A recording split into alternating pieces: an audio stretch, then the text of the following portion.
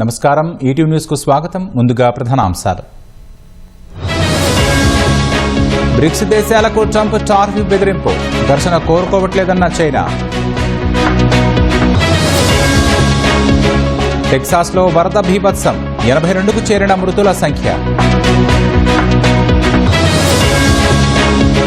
త్వరలోనే అధికార నివాసం ఖాళీ చేస్తాం, లగేజ్ సర్దుకున్నామన్న మాజీ సీజేఐ.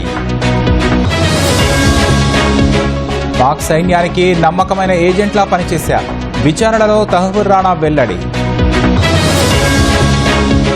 ఆర్జేడీకే తమ సంపూర్ణ మద్దతు, బీహార్ ఎన్నికలపై అఖిలేష్ ప్రకటన.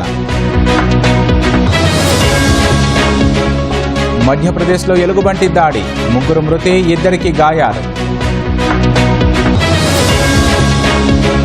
మస్క్ రాజకీయ పార్టీ ప్రకటన హాస్యాస్పదం, గాడి తెప్పారన్న ట్రంప్. ఉక్రెయిన్పై 100 డ్రోన్లతో రష్యా దాడి, 10 మంది మృతి, 38 మందికి గాయాలు.